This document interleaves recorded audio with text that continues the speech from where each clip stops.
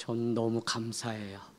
5학년 때 그러니까 처음 버스를 타고 서울 누이가 있는 곳에 유학을 갔으니까 참 고향에 대한 향수가 있고, 특별히 선지자 등 많은 사람들을 사용했지만 그가 살아온 배경을 바탕으로 뽕나무를 심던 학계는 편벽한 성전의 무너짐을 말했던 것처럼 선지자들은 자기의 그 살아온 환경이 다 녹아져서 한 편의 예언서가 등장했어요. 그래서 어떻게 보면 이 한 권의 책도 강원도라고 하는 이 정서, 제가 횡성군 안흥면 사람인데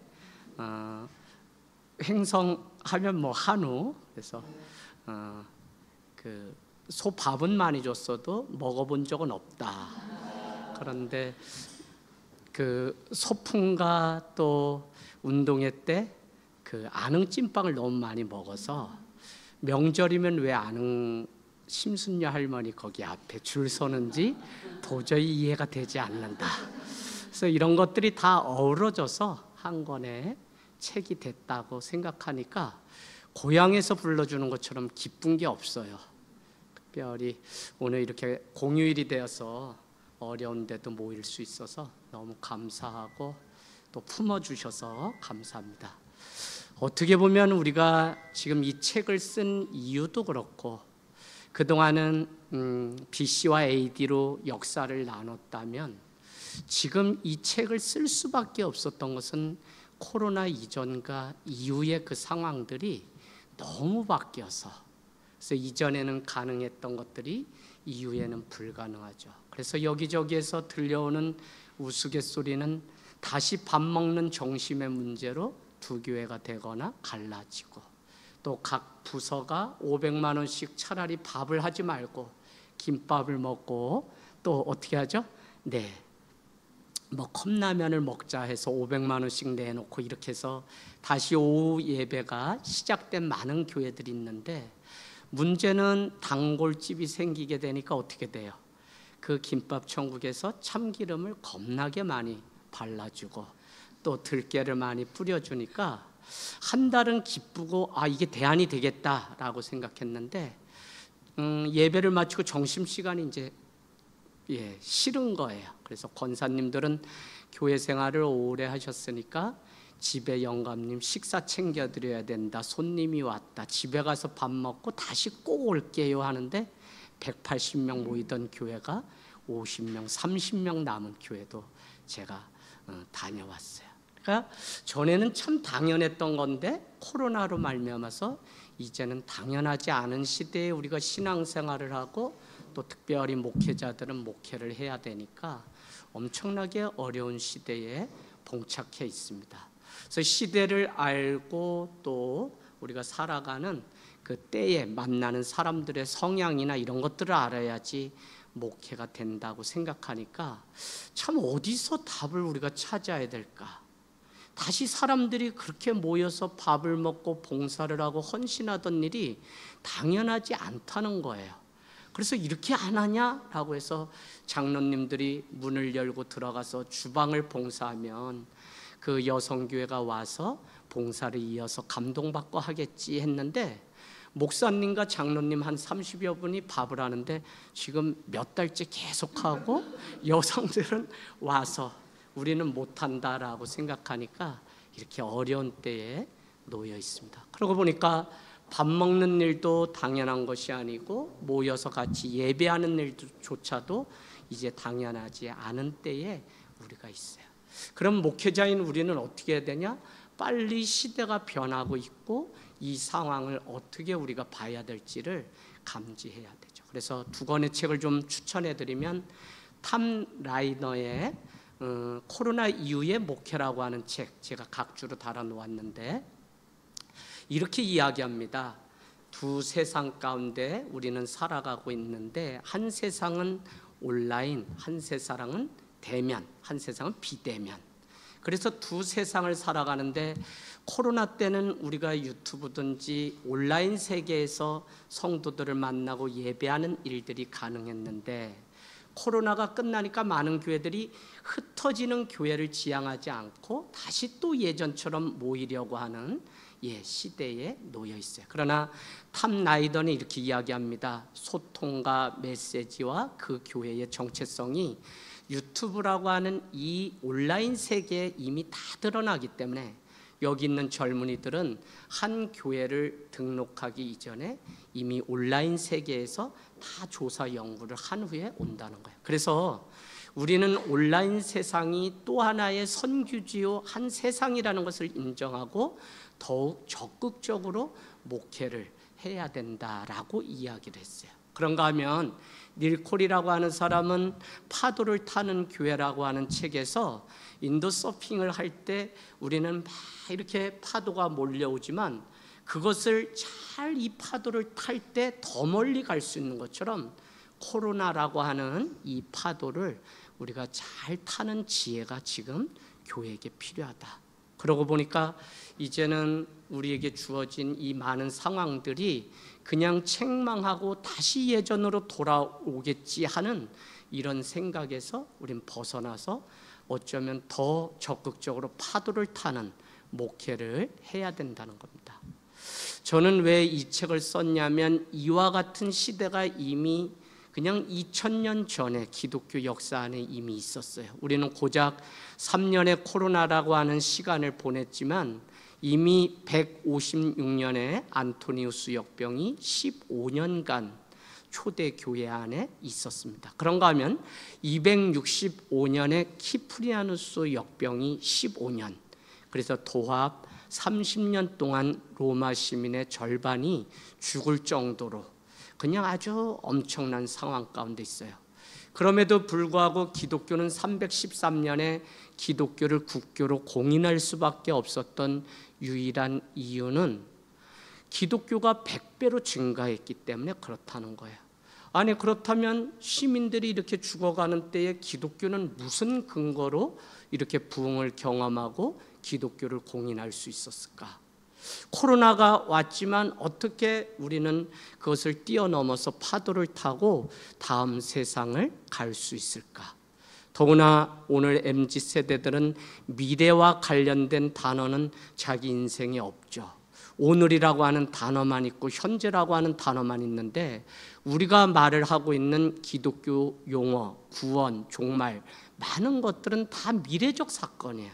그래서 이 아이들은 지금 먹고 살고 취업을 하는 많은 일들을 어려움에 봉착해 있는 이 아이들에게 이 신앙을 어떻게 설명해야 될까를 우리는 고민하게 됩니다.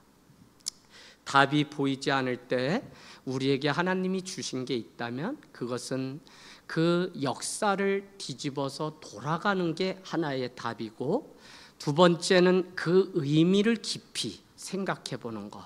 그래서 오늘 평창에서 패스 브레이킹 그 개척교회 한 200여 명 강의하고 지금 여기에 왔는데 전도에 대해서 해달라고 하는데 전도, 도를 전한다.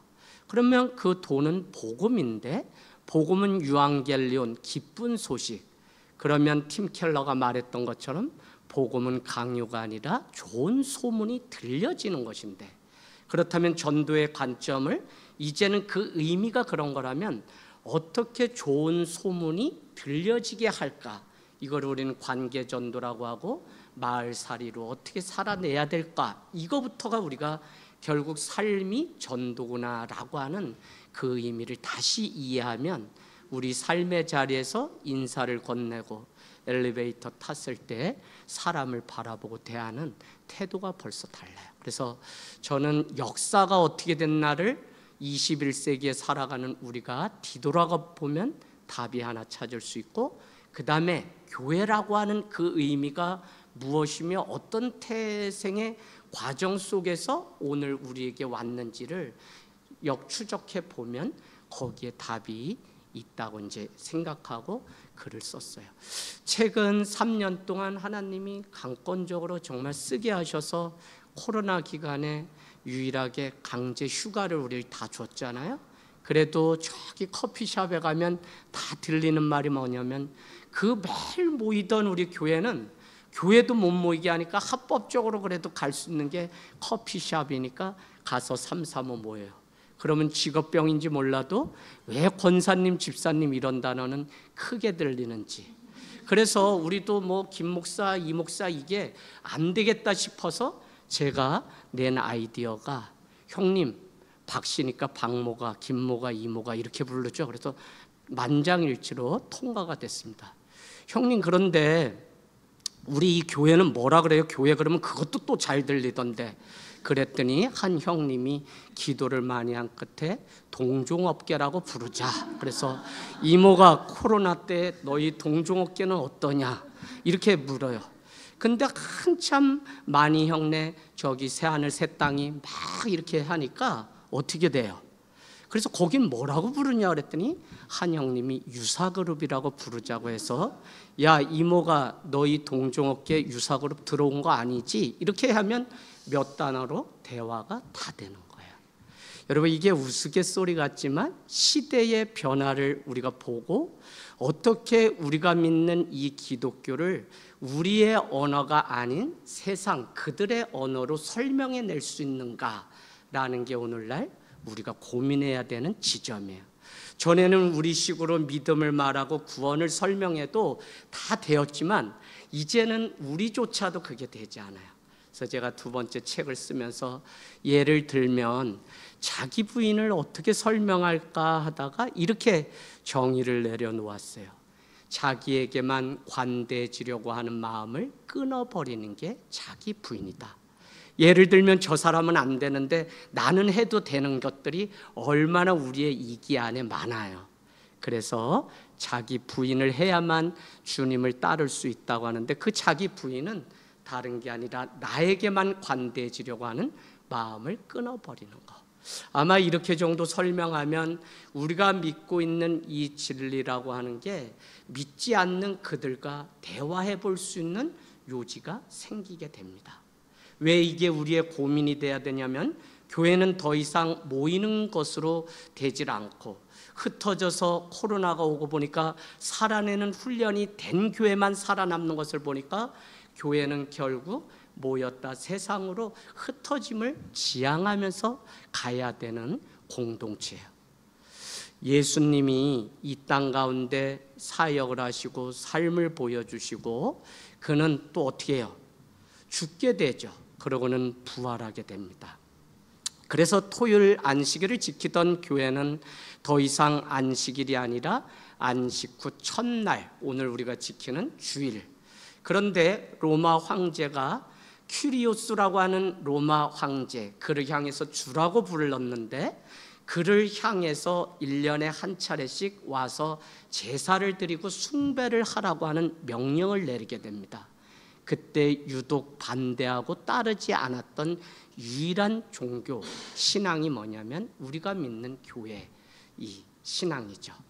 그래서 여러분 우리가 엄격하게 성도들과 나눠야 되는 것 중에 하나는 무엇이냐면 우리는 왜 안식 후 첫날 주일을 예배하냐? 그 근거는 부활신앙 때문에. 부활은 무엇이냐? 새벽 미명에 그곳에 갔더니 아무것도 없었다는 거예요.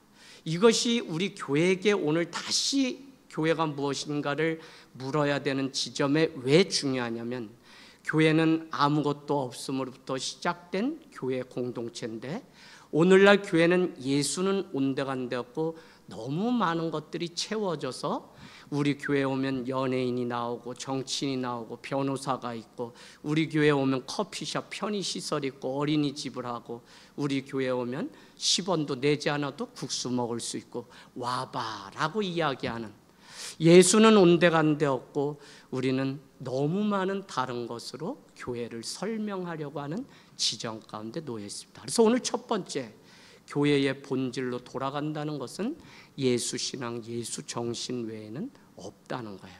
왜요?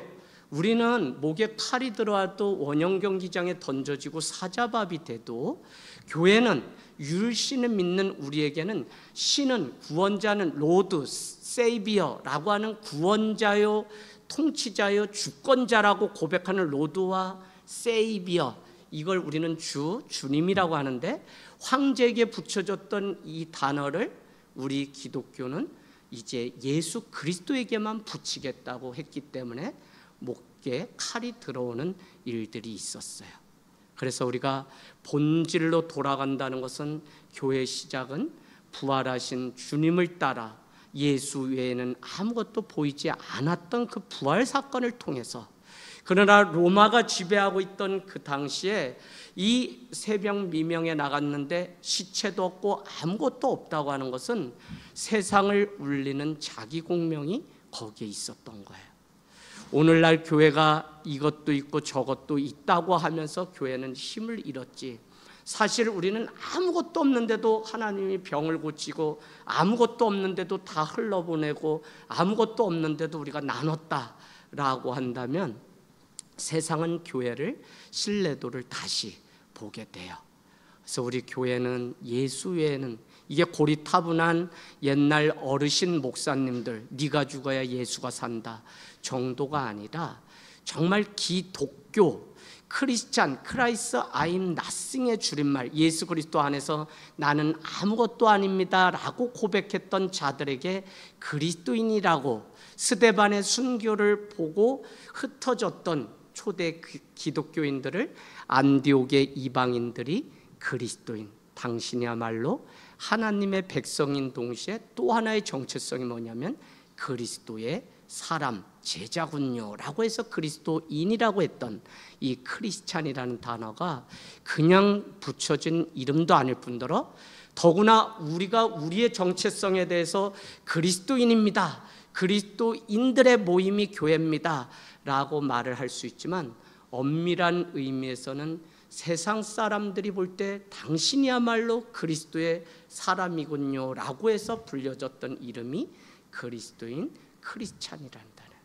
그러고 보면 오늘날 교회가 너무 많은 구조선의 역할이 아니라 예수가 아니라 온데간데 없고 유람선 역할을 하고 있는, 그렇게 해서 숫자는 늘고 많이 왔지만 사실은 회심한 한 사람을 중요시 여겼던 예수님의 그 사역과는 정반대로 가는 거죠.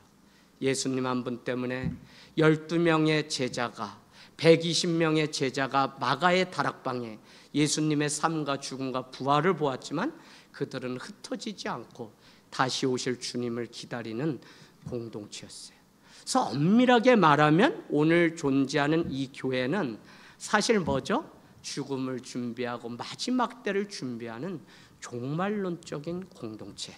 요한복음 13장 1절과 3절은 아버지께로 돌아갈 때가 이른 줄 아시고 사람들을 불러서 사랑하되 끝까지 사랑하심의 그 증거로 세족식을 베푸는 장면들이 나오게 되는데, 예수님도 아버지께로 돌아갈 때가 이른 줄을 늘 아시고 사셨던 것처럼 그분을 따르고 믿는 이 오늘날의 공동체는 뭐가 살아야 되냐? 이 종말론적인 신앙이 회복돼야 돼요. 그래서 마가의 다락방에 120명이 기도하던 그곳에 성령이 임하게 되자 어떻게 돼요? 가난한 자가 한 사람도 없어요. 왜요? 물건을 통용해요. 사도의 가르침이 있어요. 떡을 떼요. 그 공동체가 아나니아의 삽비라의 사건을 통해서 처음으로 에클레시아라고 하는 온 교회가 두려워 떨었다라고 하는, 마치 마태복음 16장에 주는 그리스도의 살아계신 하나님의 아들입니다라고 하는 베드로의 고백 위에, 그 고백 위에 음부의 권세가 해하지 못할 천국 열쇠를 교회를 통해서 주겠다고 했던 교회는 사도행전 5장의 아나니아와 삽비라 사건을 통해 드디어 에클레시아, 교회라는 단어가 나와요. 세상으로부터 부름받은 사람들의 모임이 교회인 동시에 더 중요한 의미는 하나님이 심어놓은 자들의 모임이라는 거예요. 그러고 보면 목회자인 저도 어떨 때는 이 하늘 땅 교회, 제가 여러분 하늘 땅 뭐예요? 천지죠, 한문으로. 그러니까 동네 감리교, 제가 오늘 왜 왔냐면 침례교 이웃교회 목사님이 천지 앞에 신자 붙이면 신천지가 속이고 왔다 이래서 오산이 나랑 수준이 안 맞다, 오산에 온 게 오산이다 이래서 떠나려고 했지만 하나님이 저를 붙드신 그 마음은 너 여기 선교사로 왔다. 선교사가 뭐예요? 제가 해외 간 것도 아닌데. 아니다, 하나님이 다문화, 다언어, 다종교 사회 속에 살아가는 이 지역에 너를 보냈기 때문에 너도 예수님과 같이 낮아지는 그 선교사의 심정으로 살아가야 된다는 마음 한 가지. 두 번째는 하나님이 나를 여기 심어 놓아서 오산에 있는 거지 내가 내 걸음으로 다는 게 아니다. 근데 여러분, 이거는 우리만 아니라 성도들도 이 의식을 가지고 살아가죠. 그래서 어쨌거나 초대교회는 그렇게 예수님의 삶과 죽음과 부활을 보았고 다시 오시는 주님을 기다리는 공동체. 근데 이 공동체에게 사복음서는 다시 오신다고 하면서 이 땅에 남겨놓은 교회와 성도가 감당해야 될 게 꼭 있어요. 그것을 마태복음 28장은 만민에게 복음을 전파하라. 누가복음은 뭐죠? 너희는 이 모든 일의 증인이라. 마가복음은 너희는 어떻게 해요? 모든 족속으로 제자 삼으라. 마가복음은 만민에게 복음을 전파하라. 요한복음 21장은 부활하신 주님이 요한의 아들 시몬에게 너가 나를 사랑하니? 사랑합니다. 그랬더니 내 양을 치라, 내 양을 먹이라.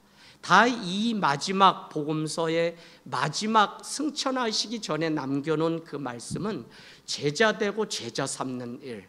결국 이 일은 사도행전에 구현되죠. 어떻게 되나요? 사람들은 이스라엘의 회복이 언제입니까? 라고 묻지만 하나님은 뭐라고 사도행전에 이야기하냐면 아니다, 너희는 알 바가 없다. 때와 시기는 하나님께 있기 때문에 알 바가 없다. 내가 지금부터 하나님 나라의 일이 어떻게 펼쳐지는지 너희에게 보여주겠다라고 하는 게 사도행전. 그래서 너희는 성령 충만받고 권능받은 후에 이제 땅끝까지 이르러 내 증인이 되리라고 하는 1장 8절의 매뉴얼이 그대로 이루어진 것.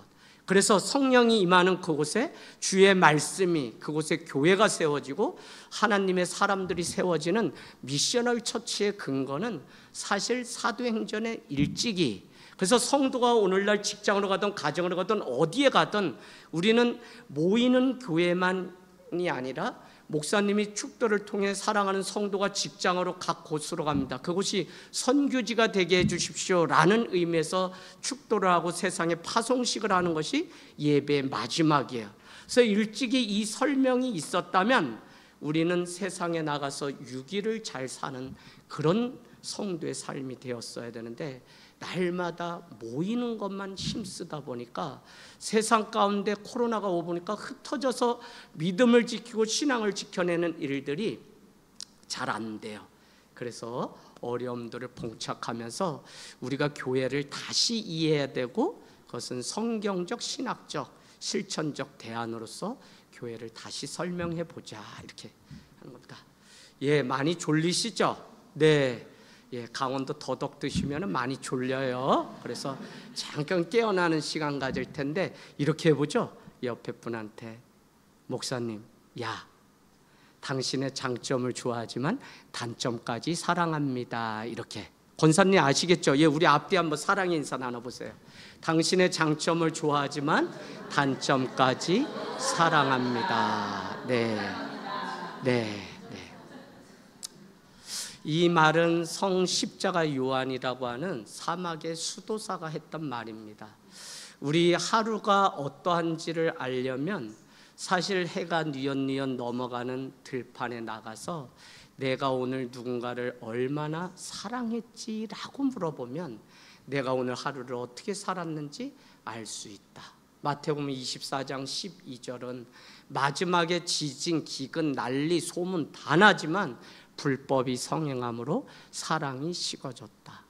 에베소 교회의 책망은 첨행위와 사랑을 놓쳐버린 거야. 그래서 셈이나 많이 우리가 쫓아다닐 수 있지만 사실은 사랑이 회복돼야 되는데 윤동주의 서시에도 죽어가는 모든 것을 사랑해야지라고 하는 마지막 글귀가 가벼운 게 아닙니다. 일제 그 상황 속에서도 자기는 믿는 자의 사명은 죽어가는 모든 것을 사랑해야지.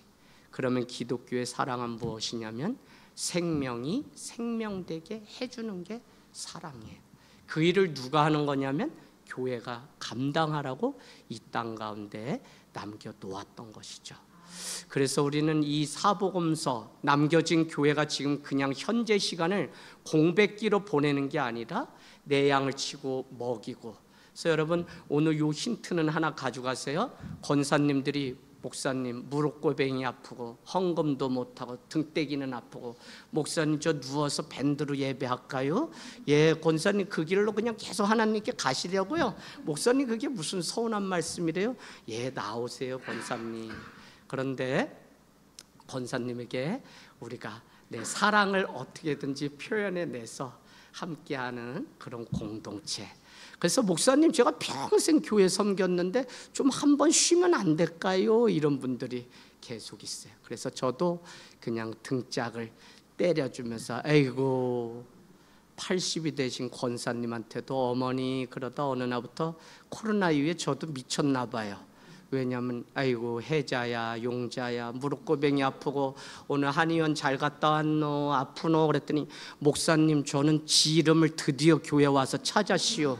저 이름 불러주세요. 권사 이거부터. 아니야 그래도 직분 하나님이 주셨는데 이러고 제가 왔다 갔다.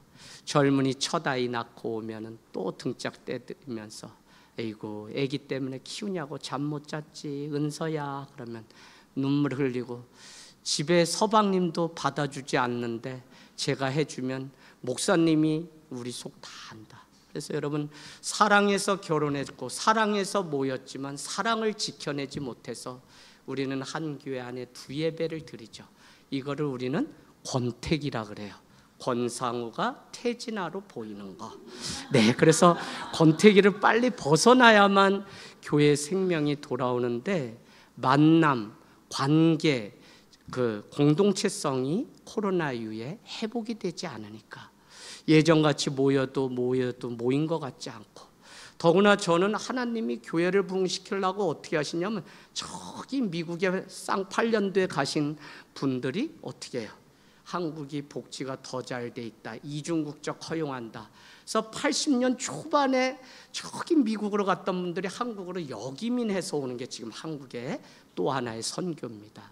그래서 그들은 이중국적 가지고 미국에서 노인 아파트 가느니 한국에 와서 친구들 만나고 다시 친구 찾아서 그래서 수원 입국심사청에 제가 모시고 가서 이중국적 취득 송탄 출장소에 가서 또 그래서 여러분 목회 환경이 엄청나게 바뀌어요.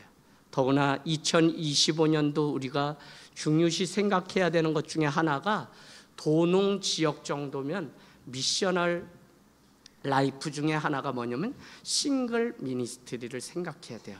30세 이상 되신 젊은 청년들에게 왜 나이가 찼는데 결혼 안 해? 이렇게 얘기하면 벌써 그 교회는 다 떠납니다. 그래서 윤리 도덕으로 보면 안 되고 당연한 것으로 보면 안 되고 그들도 자라서 하나님의 나라를 이뤄가야 되는 백성으로 본다면 이 싱글들을 어떻게 세워가야 될지 우리가 많이 고민해야 돼요. 싱글은 두 종류가 있습니다. 결혼 아예 못한 싱글. 그런가 하면 뭐죠?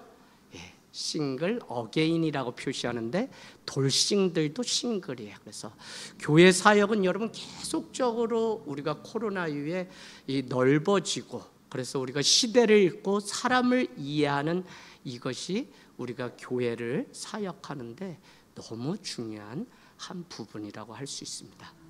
어쨌거나 저는 그동안 대한민국의 교회는 교회를 이해할 때 기능적으로 펑크션으로 이해해서 얼마나 많은 헌금을 했나 얼마나 많은 예배를 했나 얼마나 많은 사역을 했나로 우리는 마치 그 신앙을 평가하고 교회를 안다고 생각했어요.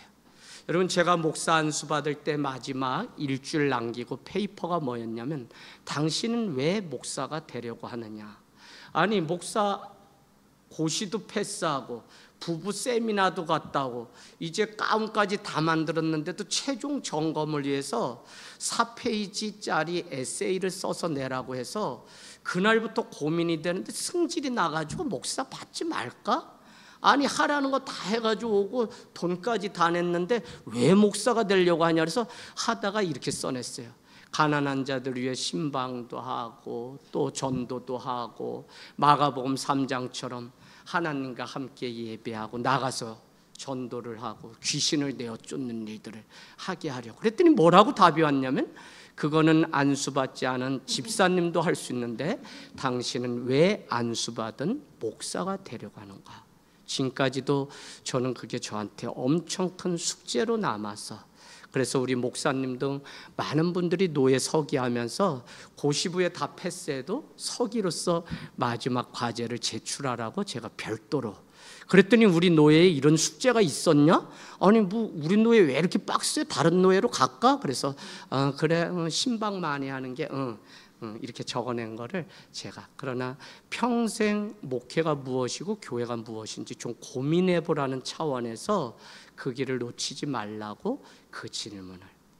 오늘 여기에 있는 이 책 제목은 여러분 이야기로 풀어 쓴 교회론이라고 써서 보냈더니 너무 밋밋하다는 거예요. 그러나 논문으로 쓰던 것을 이태째에 갈아엎어서 성도들이 교회를 다 떠나는 때에 성도들이 읽고 쉽게 써야 되겠다 해서 제가 이 이야기로 교회론을 설명하려고 편하게 썼는데, 이것을 목사님이나 또 누구야 우리 교수님들만 읽으면 이 책이 무슨 소용이 있겠어요. 그래서 2년째 다시 새벽 4시에 나와서 가장 쉽게, 그래서 여러분이 꼭 가지고 가서 읽으시고 중직자 리더들 같이 읽으면, 올해 40-50명 모이던 교회들이 그냥 몇 달째 이걸 가지고 소그룹 독서 모임을 했는데도 많이들 회복하고, 또 한 가지 그 테마를 가지고 본인들의 목회로, 가령 하늘땅교회는 왜 신방이라고 하지 않고 소풍이라고 했냐, 하늘땅교회는 왜 삼중 감동 목회라고 했는데 이게 우리에게 어떻게 적용될 건가, 하늘땅교회는 왜 온세대 예배를 공동체 연합 예배라고 했나, 하늘땅교회는 왜 각 부서, 청년부 무슨 부서를 더 이상 관리 시스템이나 회사 용어를 빼고 18세기의 야곱 스페너가 말했던 경건주의자, 또 존 웨슬레이의 밴드 목회를 착안해 교회 안에 작은 교회 운동을 하면서 마리아 교회, 청춘교회, 청년교회 이런 식으로 교회라고 이름을 붙였을까? 그 안에는 내가 교회이기 때문에 우리 교회가 가정이 교회이듯, 이것은 하나의 부서나 팀장, 부장을 세우는 게 아니라 그 자체가 교회이기 때문에, 그래서 교회가 어떻게 회복되려고 몸부림치는지, 하늘땅교회는 심리 프로젝트가 무엇이나, 하늘땅교회는 왜 주순발 선교회 운동을 하나, 주님의 말씀이 머리에서 가슴으로 내려와 손과 발이 움직일 때 우리는 온전한 주님의 제자가 될 수 있어서 주손발 선교회, 하늘땅교회 재정은 왜 빈 통장으로 남는 교회라고 이렇게 이야기했나 등등 많은 것들을 본인들이 찾아서 우리 교회에 적용해 보려고. 마지막 주에 무조건 자연 신방을 통해서 하는 철학, 왜 하게 됐는지 그 철학을 이해하는 게 중요한데, 거기 안에 제가 이렇게 써놓았습니다.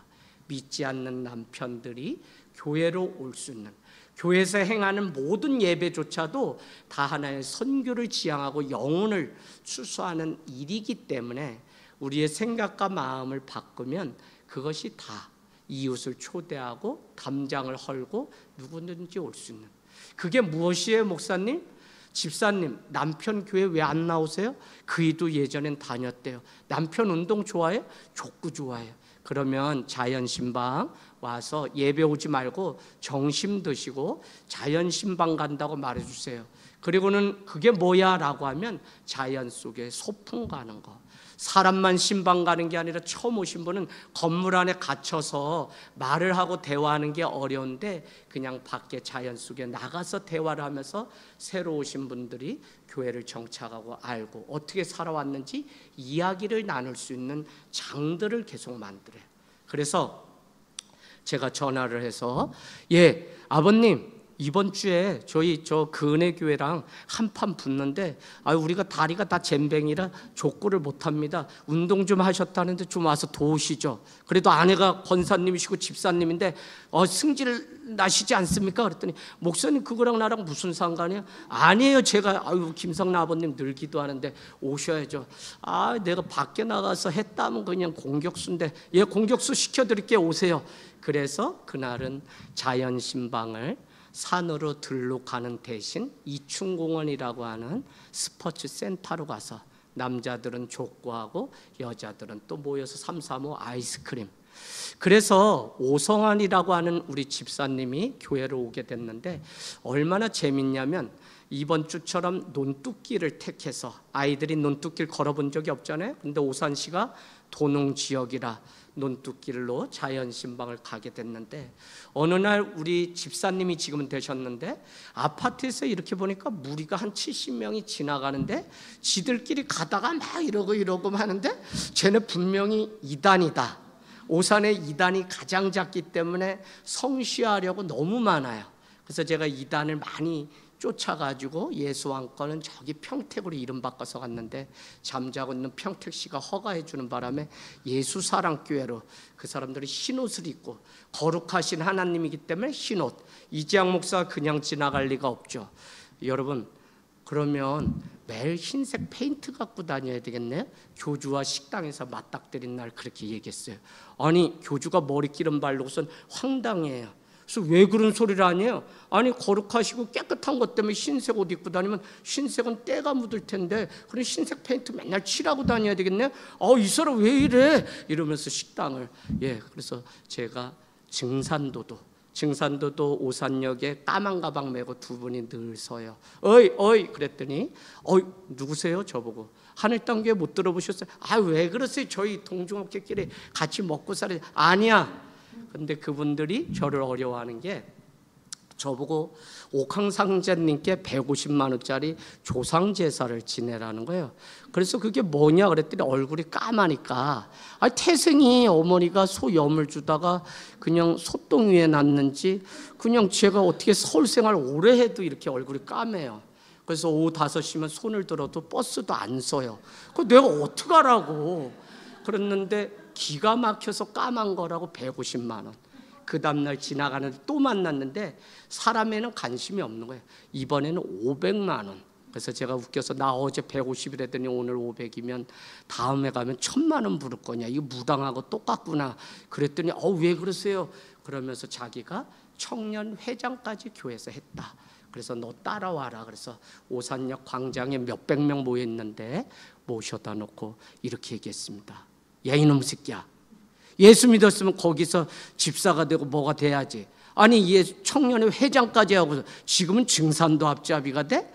그럼 날 증산도 갖다 놓고 닌 대순질리기로 또 갈 놈이다 라고 했더니 그날부터 두 분이 가고 새로운 두 분이 조가 짜서 왔는데 하늘땅교회 못 들었어요? 그랬더니 목사님 좀 저희 좀 살게 해주세요.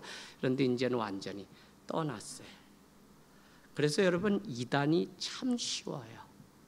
복음이 분명히 우리 안에 있고 어떻게 복음이 시작되고 예수의 복음이 이 땅 가운데 왔는지를 알면 너무 쉬운데 하나님의 아들 예수 그리스도는 복음의 시작이라 마가복음이 쪽복음 최초의 복음서죠. 그래서 이 복음서가 로마에 화재가 나서 믿는 자들이 방화를 일으켰다고 헤롯이 사람을 죽이는 대량 참살 사건이 있을 때도 손에서 손으로 전달됐던 최초의 쪽복음이 마가복음. 그래서 마가복음 1장 1절은 하나님의 아들 예수 그리스도는 복음의 시작이다라고 하는 그 시작으로 이렇게 갑니다. 이 기독교는 사실은 우리가 잘 아는 것처럼 예배 공동체의 일원이 되려면 카타콤이라고 하는 물고기 모양을 따라서 와야 되는데 알렌 크라이더가 회심의 변질이라고 하는 책에 이렇게 이야기합니다. 기독교는 313년에 콘스탄틴 대제가 국교로 공인하면서 그때부터 타락하고 썩기 시작했다. 차라리 카타콤에서 몰래 예배할 때 이 공동체는 살아 있었는데 마음껏 믿을 수 있게 되면서 타락했다. 이 이야기는 신천지 아이들에게 그대로 적용해서 너희들은 곧 망한다. 왜? 복음이 없기 때문에. 우리 말씀 있다. 말씀이 아니라 너희의 교리를 위해 말씀을 이용하는 자들이다. 교회는 그럼 왜 있냐? 교회는 다 썩었어도 이재학 목사가 아직 있기 때문에 교회가 죽지 않는다. 그래서 너네 말씀이 없어서. 그래서 청년들에게 제가 이렇게 했어요. 지금이라도 너희가 더 부흥이 되고 싶으면 카타콤 동굴을 착안해서 너희는 복음방에 들어가서 몰래 해야 되는데, 이제는 세상의 신천지의 위력이 다 드러나니까 이제는 차를 세우고 새하늘 새 땅 운동을 막 하고 사람들에게 신천지라고 그러고 생명의 말씀 준다고 교회 오는데, 너희는 드러낸과 동시에 다 죽게 됐다. 10년 안에 많이부터 다 너넨 죽게 되면 이거 어떡하냐, 빨리 하늘 땅 교회로 와라 했더니 뭐 이렇게 하늘 땅 교회 이래서 찾아오신 분들도 있었어요.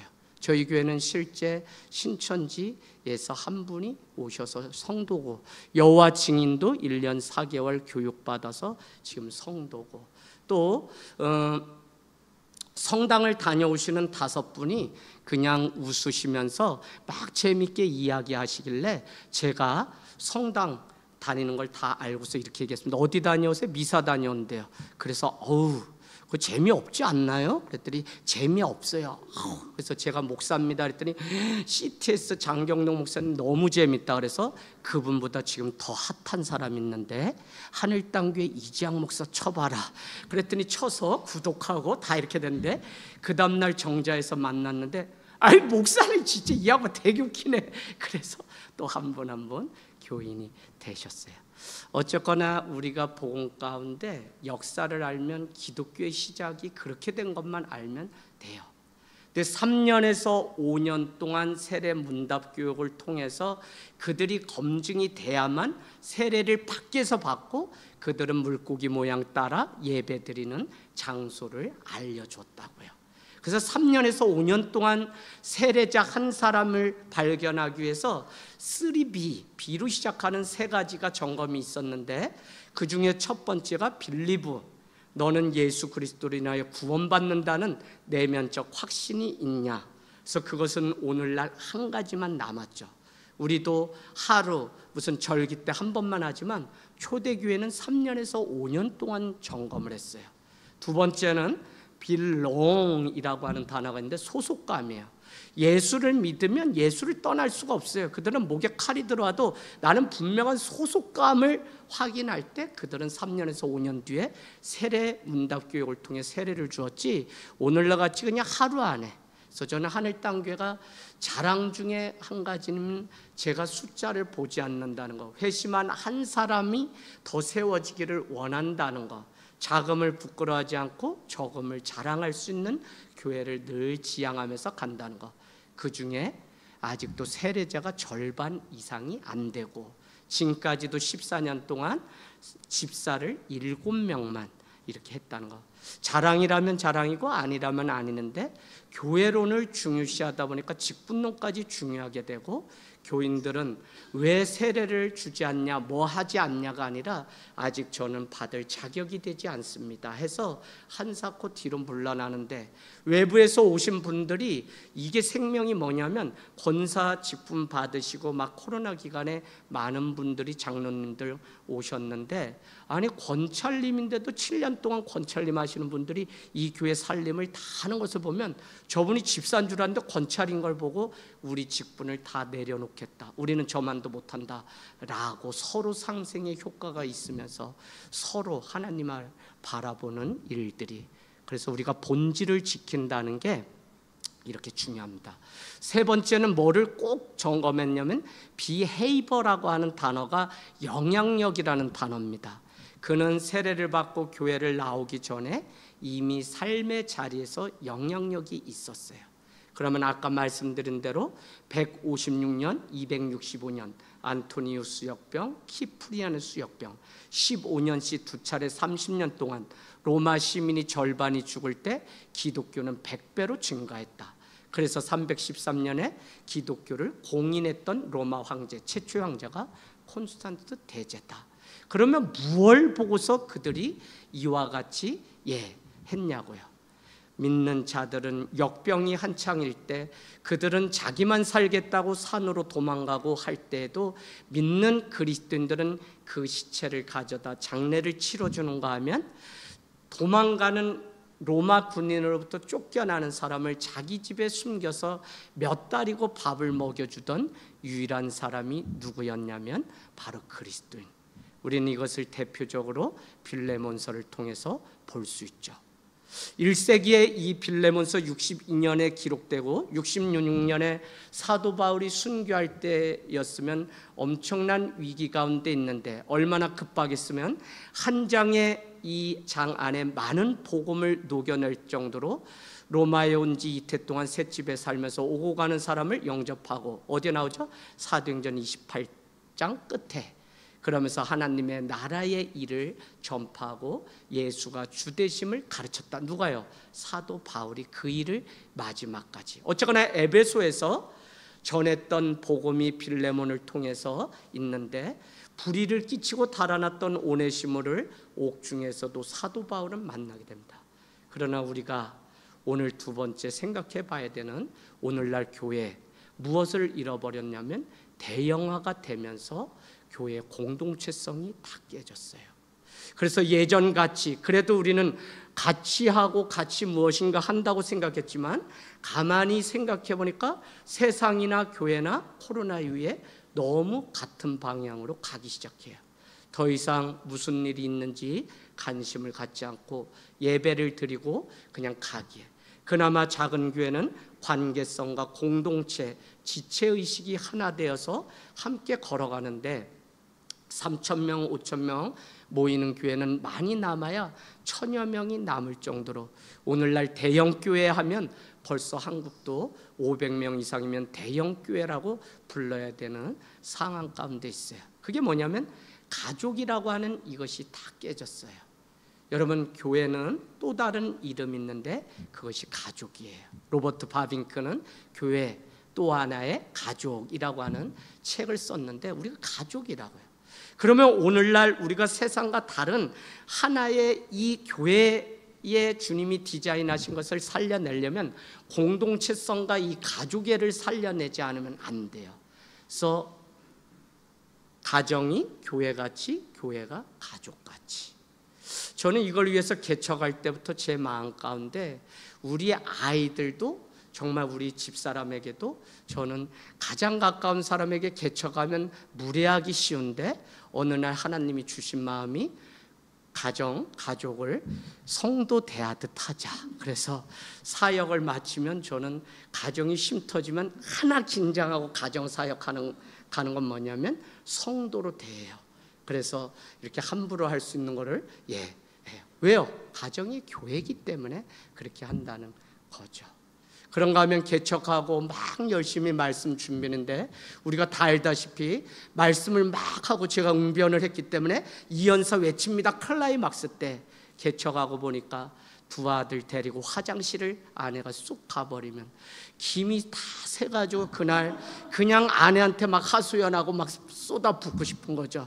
이래가지고 애들을 어떻게 세우려고 하느냐라고 막 하고 싶은데, 사실은 당신이 사모잖아, 너가 목사의 아들이잖아, 이 말을 하지 않겠다고 결단하고선 개척했고 그냥 성도 대하듯 그렇게.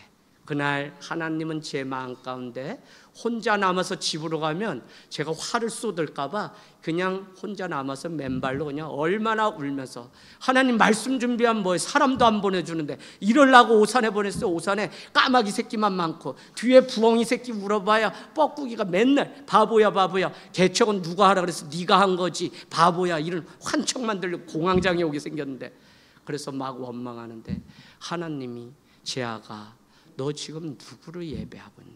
뭐 누구 예배해요? 그리고 막 따졌더니 성삼위일체이신 하나님이 이 예배 가운데 있느니라 라는 마음 주셔서, 지금까지도 한 가지 버릇 못 고치는 건 있어요. 늘 저 문을 바라보고 설교해요. 권사님 왜 오늘 안 오시지? 누구 새로운 성도 오나? 최낙도 목사님 그래요 안 그래요? 네, 안 그러면 아직 덜. 목사는 평생 어디 가든 집회 가도 그 문 보고서 하는 이 버릇은 못 고치겠더라고요. 어쨌거나 이렇게 하면서 교회가 세워졌는데, 문제는 이 관계와 공동체성을 살려내는 게, 그래서 이 책에는 사실 말씀이 실제가 되는 교회, 종교개혁의 후예인 우리는 오직 말씀은 있어요. 그러나 어떻게 말씀이 실제가 되어서 초대교회가 살아냈던 그 방식을 재현할까는 이미 종교개혁의 후예인 우리가 놓쳐버렸어요. 그래서 피상적으로 만남을 가지고 할 수 있지만 이해의 문제와 또 어떤 문제가 상충되면 다 깨진 문제.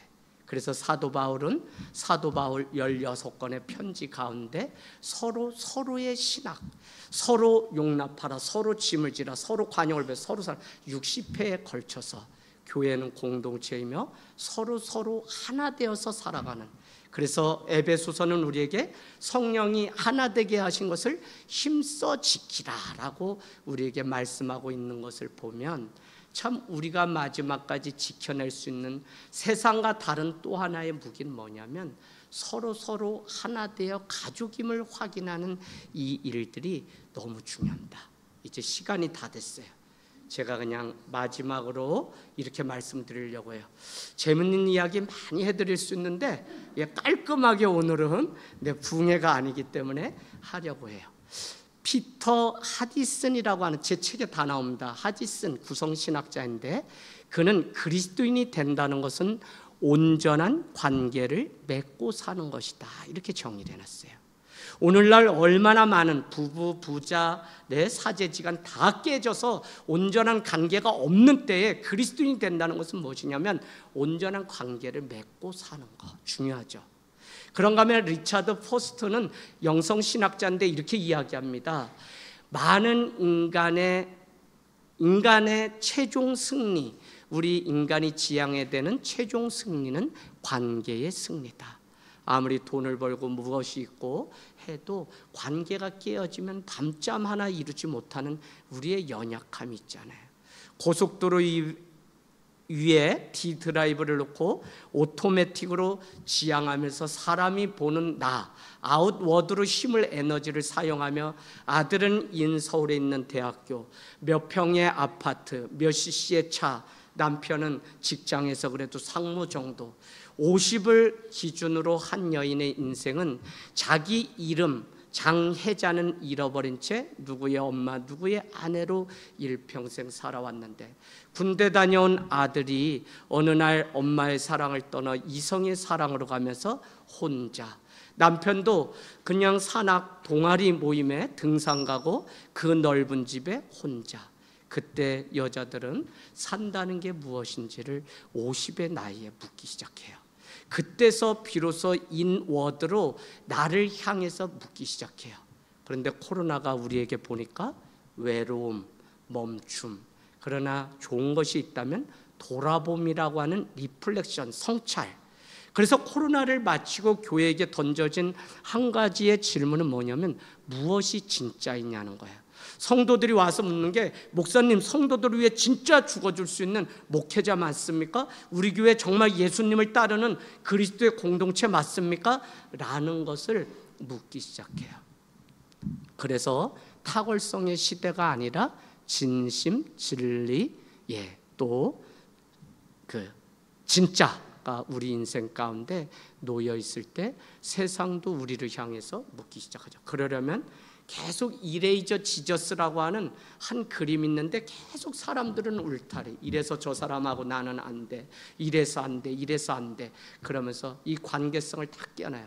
근데 이레이저 지저스, 지우개 대신 예수님은 그 그림에 뭐라냐면 지우개 가지고 이 울타리 장벽을 지우는 장면의 그림이 오늘 인터넷에 찾아보면 나옵니다.